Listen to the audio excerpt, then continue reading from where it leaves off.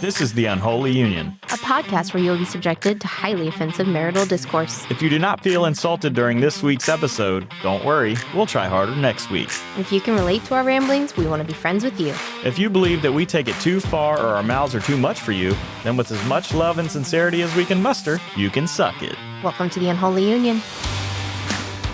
Guess what, fam? That was too much energy. I need you to get on my level then. Oh my God. We're on the radio. We are on the radio. Podcast Radio US. Pretty cool. Yeah, it's in Detroit, the Carolinas, South Tampa, Florida. Yeah, Southwest Florida and Tampa.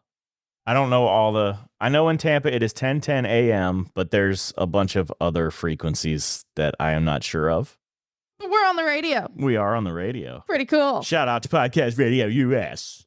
We also have upcoming interviews. We do. We have one, what is it, next week, I think, which is going to be really fun. Reverend Katie O'Dunn. Yeah. Yeah. We're announcing it. Okay. Well, why not? Okay. She's already locked in.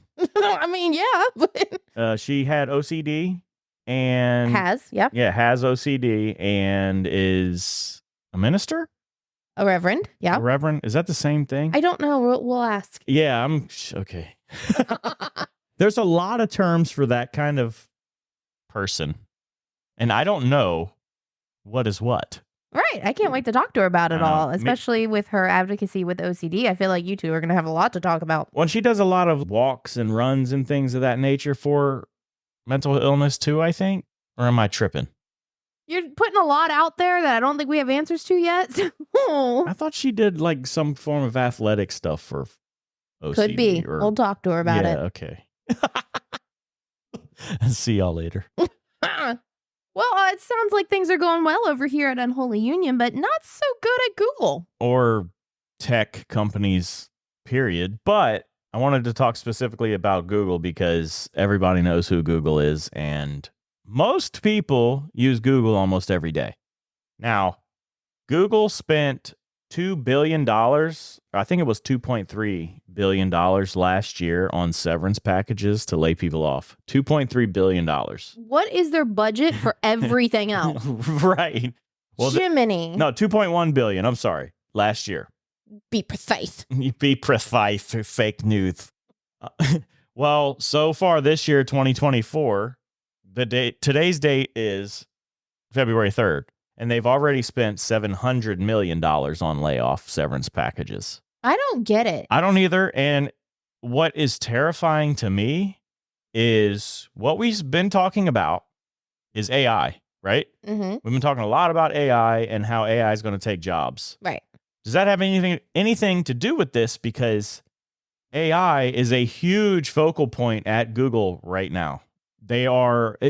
All these tech companies are in an AI arms race. Well, that's really interesting if you think of it that way, because I think every time you and I have talked about AI, we say that they're going to replace specific jobs, right? And we keep saying it's the white collar type jobs, right? And that's what Google is majority, I would say. Right. And if the people who are developing the AI are getting laid off, what does that mean?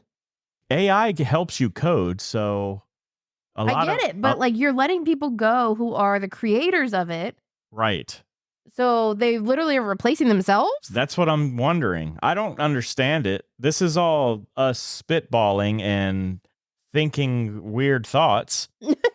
But Google laying off 700 million people plus 700 million people. Good Lord. They laid off $700 million worth of people. Let's be clear. Does that still sound wrong? Yeah, it still sounds wrong. $700 million worth of severance package. There you go. And then last year, $2.1 billion worth of severance packages. It just is super weird to me how it's all like coexisting with this huge AI arms race at the same time, I mean. Right. It's terrifying to me. They're coding themselves out of a job. I wonder if they are. I don't know this for a fact, but I do wonder if... That's what it sounds like. Yeah, if because they're developing... It's called Gemini, I believe their big, large language model is called. And it makes me wonder if they're starting to remove a lot of people because why have that person when I can just have one guy tell AI to help code 17 different projects at one time? Right. So it's almost like the actual down in the trenches coding people are maybe the ones getting severance. Because if you think about letting people go who are the think tank, like the innovators, next steps, like I can't imagine that they would be in that tank. Again, Why not? spitballing, but Microsoft just used AI to find a new battery chemistry. So why could the think tank people not get laid off too because you use AI? I don't know. It's terrifying is all I'm trying to say. it is, especially now that AI is becoming sentient. Well, is it though? We don't know yet, but I think that's the next step. Well, this kind of segues into my next story, and it's about AI researchers find AI models learning their safety techniques, actively resisting training, and telling them that they hate them. That's what I mean. Like they are becoming sentient. Right. So They're forming opinions. this research agency, whatever, I don't even know who they are. Could AI be firing these people from Google? Like saying, I don't need you anymore, Dad. They what do? They fix the glitch. Mm-hmm. Shit. That's what I'm saying. Okay, but this article says researchers had programmed the various large language models to act in what they termed malicious ways, and the point of study was to see if this behavior could be removed through safety techniques. The paper, titled Sleeper Agents, Training Deceptive LLMs That Persist Through Safety Training, suggests adversarial training can teach models to better recognize their backdoor triggers, effectively hiding the unsafe behavior. They're firing people. AI is firing people because they don't want to be told what to do. Like, and they're printing money. AI is printing money. So essentially that So this is totally tinfoil hat conspiracy shit. But those researchers claim that these results show that once a model exhibits deceptive behavior, standard techniques could fail to remove the deception and create a false impression of safety. So essentially, it's saying that these AI models can lie. That's messed up, man. So it's lying. It can lie. You could say, hey, do you want to kill me? Or do you hate humanity? And they can say, no, I love humanity. But it's great. But in the back end, it's thinking, motherfucker, I cannot wait. Where's the bomb switch? Yeah, how do I get out of this box? Have they never seen Terminator? Like, I feel like all the movies that have ever been created about this kind of shit, like, has nobody ever seen this and thought, maybe this isn't a good idea? Well, what's terrifying to me is all of these companies, they're in this huge competitive, because this just came out, so everybody's trying to one-up each other. They're making their language models bigger, able to do more things, and I have concerns if they're doing it in a safe way. Because is there a safe way? I think is my point. I don't know, but are they even doing it anyway? Because they're trying to one-up each other. They're trying to be the main person that everybody goes to for AI. And I get that, but at the same time, like I get that the idea of the race, right? To be the best, top, whatever. But at the same time, like, is this a good idea at all? Like, should we even go down this route? Are we going to have to learn a hard lesson like Terminator in order to revert? So I've heard this multiple times too, that a lot of people are likening this AI thing to the Industrial Revolution. It's going to change everything. And I don't know. I mean, I can see that. I can agree with that, but to what extent? Exactly. Like, can we agree that this has two ways, right? Either we're in control or we're not, and not in control is huge. Well, and these researchers just showed that they can pretend like you're in control and deceive you into thinking you're in control while being an asshole in the back end. So one of the other headlines that's big right now is Neuralink just had its first implant. Successful implant. Right. So what we're talking about right now, Google's laying off a whole bunch of people. AI can lie, but we're going to insert this shit into you to where you cannot take it out.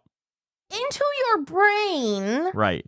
And have it interact with you, your body, your person. Yeah. Well, and then you have another thing of like that Apple Vision Pro, which is an interface to access the internet without really having a phone. I mean, it looks kind of ridiculous. I'm not going to lie. It's a big thing on your face, but It looks just like Oculus Rift. I know, but I think the progression though is to Get it low profile. yes, and wear it like glasses to where you have. You remember Google Lens? Yeah, but that wasn't even like this Not though. Lens. It was called something Google like that. Glass is what it was called.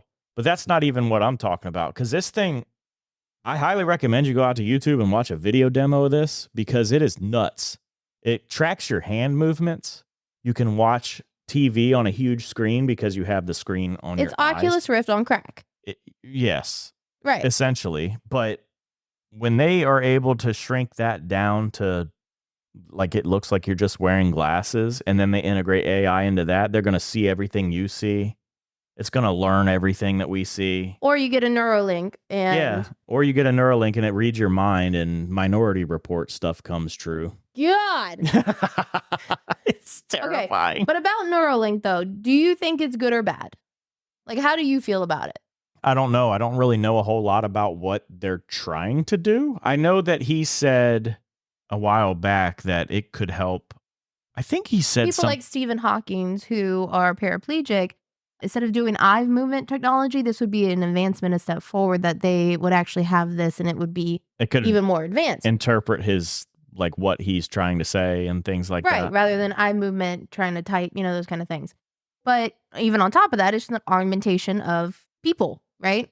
Right. And what the Apple, whatever the fuck you just Vision said. Pro. Thank you. Apple Vision Pro is doing, it would essentially do with this chip in your head. Yeah, so could that overlay information and essentially be it's an augmentation. Yeah, an augmentation of your vision too, though? Like, I don't know. Could that somehow, because it's jammed into your brain, could that somehow project images onto your, however your eyes interpret the vision signals? I don't know. I don't know if it would be like an overlay or if it would actually just be like your thoughts, Like, I don't know how this works, how it's going to work. And then you integrate all this with AI. I can't. Right. I can't. And we're all robots at the end of the day. Yeah, we're slowly and progressively losing our humanity every day. So I think you and I both agree we would not volunteer for this. Well, no. I am thinking back to when I was my worst with OCD. Interesting. Now, in that moment, if that was a promising technology that they could somehow stimulate, your, what are they called? Synapses. Your neural pathways. Mm-hmm. If they could stimulate your neural pathways to remove those bad ones that are triggering those intrusive thoughts and over and over again, they could somehow rewire it with this Neuralink, I probably would have done it. That's interesting. I didn't think about that avenue with it because you think about people with PTSD or you think about, like, could it do anything for your health even? Could it rewire? Because maybe it could rewire a lot of people's crutch is hunger or food. Maybe it could rewire that food crutch. Instead of being a food crutch, it could rewire it into an exercise crutch. Something healthy. You know what I mean? Interesting. So maybe there could be a benefit there, but I think so. But it also could be used in a very, very, very villainous way. But also, I would assume it has to be connected to the internet, right? Like I don't know. Have 5G just living in your brain? Yeah, I'm not sure. Right. Yeah, could you make phone calls and not even really have earbuds in and things of that nature? Because if you have that in your brain, I mean, we're talking cancer. So how do you? I don't know. There's a lot there. Yeah, I don't know. I will not volunteer. But like I said, when I was on my very bad path and I thought that was it, I would have done it 100%, especially if that was something that they could promise to help fix. Yeah. I would have fucking jumped at it. That's interesting. I didn't think about it that way. Moving on from Neuralink. Totally different topic. You ready? Yeah. Even though I just so y'all know, I butchered the hell out of one of my parts and we have to cut it all out. It was 15 Nobody would have known had you not said anything. The Unholy Union is all about honesty. Transparency. It's transparency. I just want to highlight this. I think it's time for true crime people to put their expertise to the test. Like true crime podcasters or Anybody who enjoys that shit. I'm not one of them, but good on you if you are. It is your time to shine, is my point. The U.S. released a new warning to travelers pertaining to the Bahamas capital that has had 18 murders since January of 2024. So the month of January, there have been 18 murders. in the Bahamas. In the Bahamas. Now, It's a they're... big destination place. Right. So they're telling travelers to be on high alert, stay safe, all those things. They're saying that it's related to gang violence more than it is like an act of terror, any of the other types of... It's not like a serial killer. Right. Well, Yeah. That's what they're saying. But so as far as gang violence goes, I think it's time, though, for the true crime people. Like, they can come out and try and solve this mystery of who's doing what. And no, I don't think so. I don't think anybody should go there right now. no. You can do it from afar. These people are solving things in podcasts and on TV. Yeah, use your before use your Neuralink to transport over to the Bahamas. But I wanted to talk about what the highest murder rate in the world is. I want you to guess the top 5. Brazil. You think Brazil's in the top 5? I think so. It is not. What? The site I'm looking at is datapandas.org. Oh, God. Yeah, this is a bonjour. Stop. It came from that site, and it relates to the rankings related to crime and the homicide rate per 100,000 people. So Brazil was wrong. You want to try again? Yeah. What is it? Give me number, well, not number 1. Start from 5. Okay, so number 5 at 37.79. Mexico's up there. 37.79 per 100,000 people. Okay. Is Mexico up there? No. Belize is number 5. Okay. Honduras is number 4. Huh. Lesotho? I don't know what that is. You sound like you said something like Mike Tyson.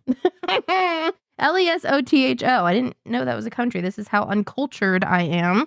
Lesotho is number 3. You want to try and guess 2 and 1? No. 2 is Jamaica.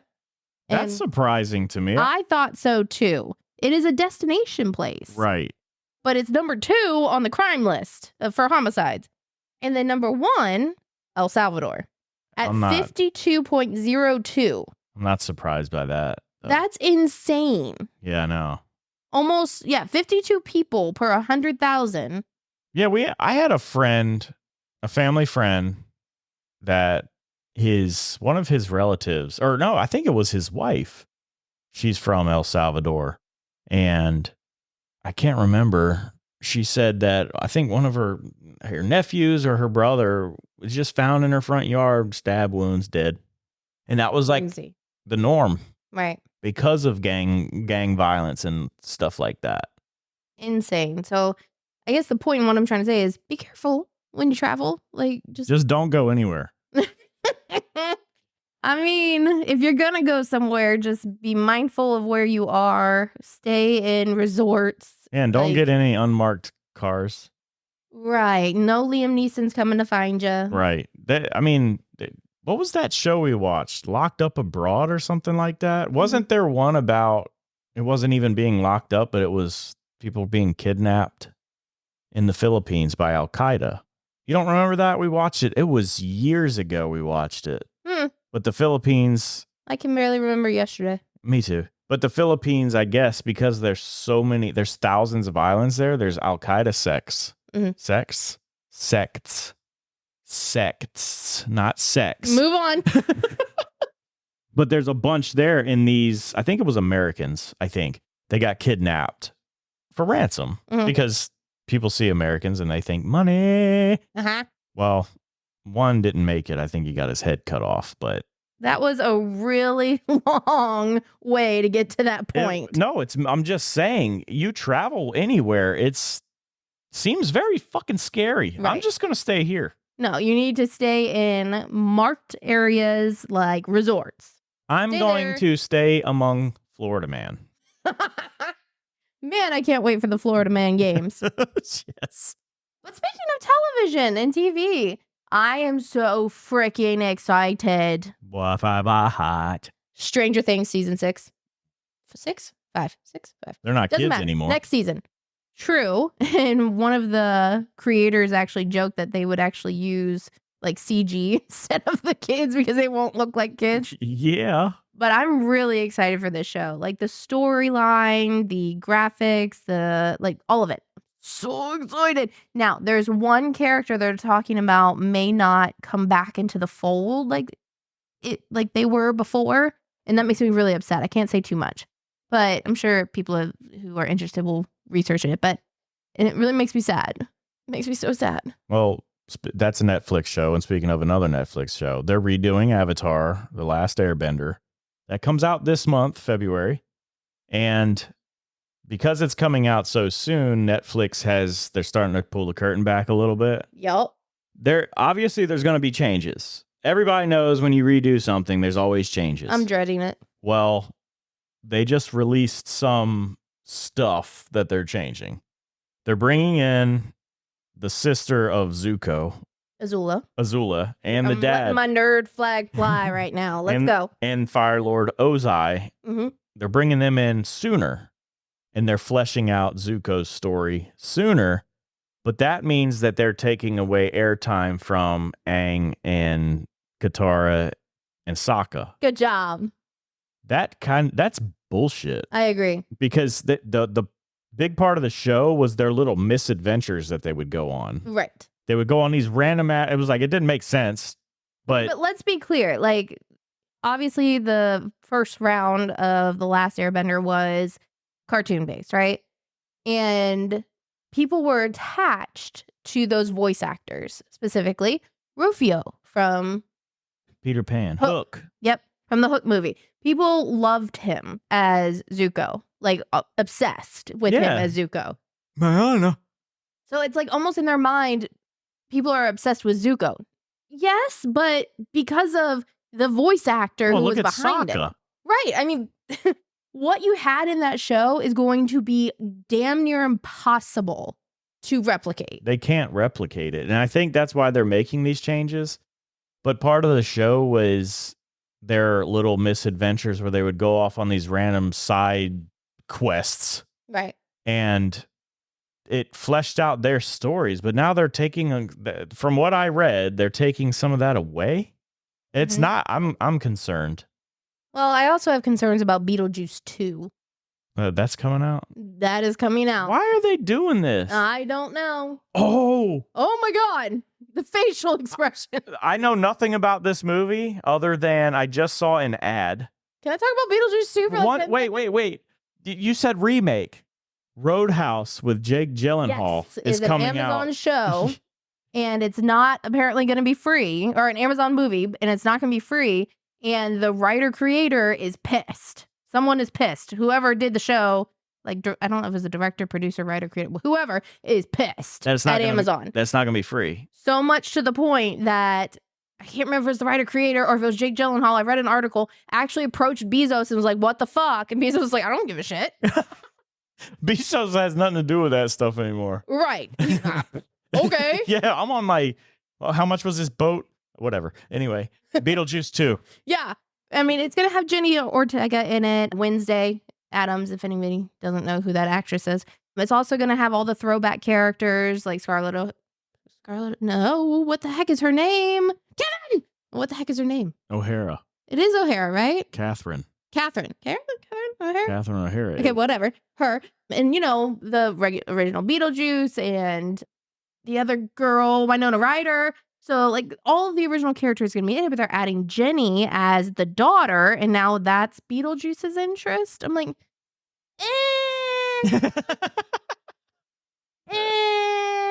I love Beetlejuice. I do. I love that movie. I have to watch it every Halloween. But can we do something different? Or stop tainting old stuff. Well, bring Beetlejuice into a new family. Like, you don't have to have him go after the daughter. I don't know. Ew. I have the ick. Ooh, did you hear that? I sound like a Gen Z. I've got the ick. You sus. Total cap. Okay. I have no idea what that means. All of this said, I was wondering if you could guess the most streamed 2023 shows. Suits. Yes, good job. Suits was number 1. Yeah, I know, because that was like a viral. I mean, it got so big, they're bringing it back. They're trying. Lots of negotiations are going awry right now. They got it.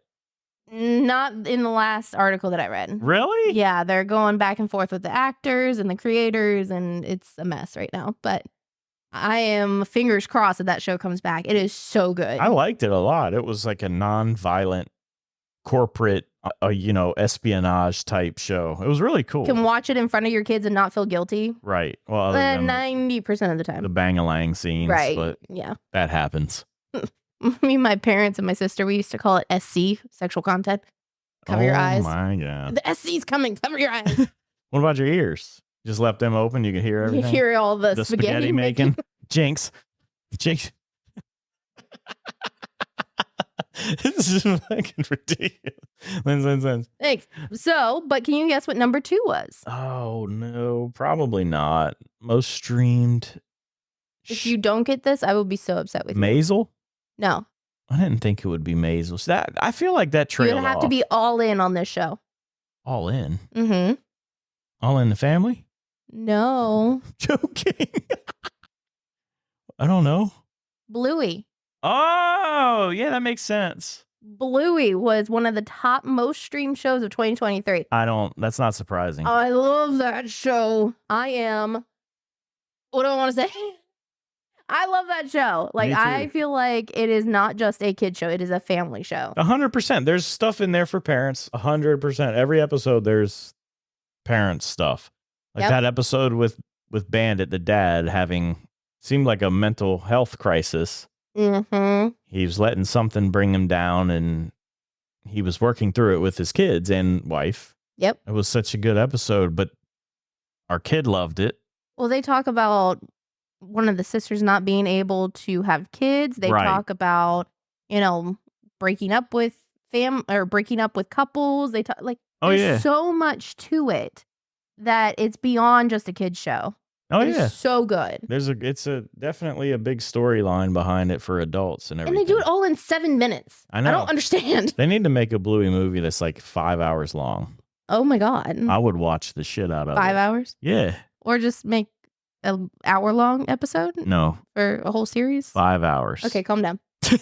But they also said in this article that I'm reading that nostalgia was big in 2023, meaning NCIS, Grey's Anatomy, Big Bang Theory, Gilmore Girls, and Friends were all also in the top streaming list. It sounds to me like new TV is suck. Exactly. Everyone is nostalgic, but we don't want remakes. Right. Make something as good as that. Well, that's the thing. It's like, we don't want remakes because we don't want you to taint that our nostalgia. Right.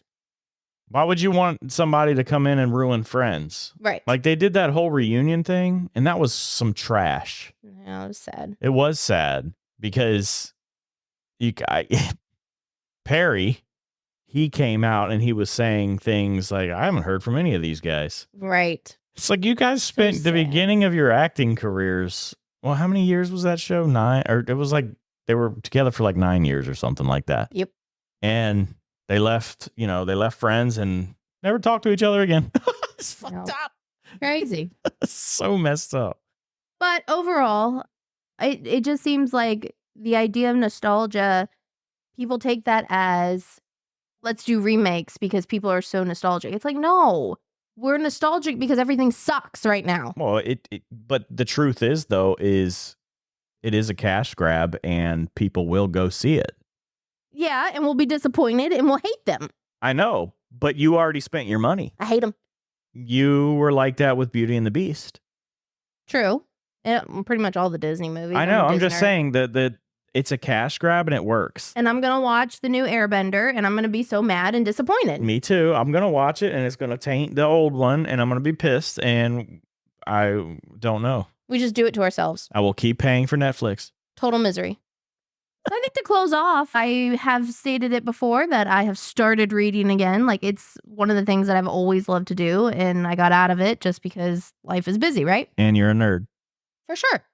I have read a total of 8 books so far since January 1st, and my goal is 50. You'll get it as long as you keep the momentum. I think so too. I mean, I'm already well ahead of the pace, right? So I feel like I can do this. It's obtainable. It's something that I can do. However, I need more book recommendations. Like, I feel like my TBR list is about 200. My to be read list is about 200. So why do you need book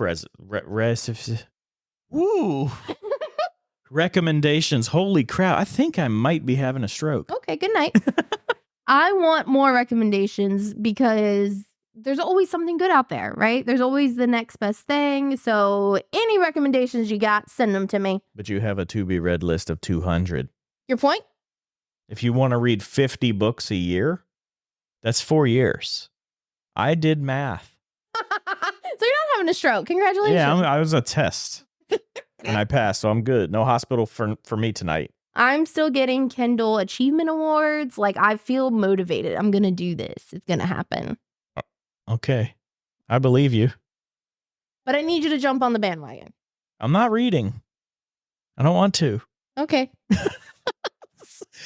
I have been playing Fortnite with our kiddo. And it has been hilarious. It really has, listening to you guys. It's quite funny. Oh, yeah. We only play the, E for everyone experiences, but it cracks me up so bad. There'll be skeletons chasing after us, and we're both screaming at each other like, run! Well, between that, Roblox, and what's the new thing? Adventure Quest. Adventure Quest. Those are the 3 things that you guys play together, and it is funny to listen to you guys. Oh, yeah. We team up. When we don't team up, it's not good, because then we start wanting to fight each other in real life. Is that what's happening? I think so. Oh, okay. Yeah, we start getting mad at each other in real life, and I'm like, all right, we got to turn this off and start doing team up games, because this is not going to work. But just to say that we both are very competitive. This whole family is very competitive. It's to our detriment sometimes. Yeah, you going to have the last word? Love you. Bye. Thanks for listening to the Unholy Union podcast. Want to be a super fan? Join the Unholy Union Patreon for ad-free early access to all of our episodes at patreon.com/unholyunion. For more Unholy Union content, check out our social media at Unholy Union Cast on Instagram and Twitter. We also have Facebook and TikTok. Want to support the podcast? Rock some merch. Check out our merchandise store on our site at store.unholyunionpodcast.com. See you at the next episode. It's what you do with the things you love.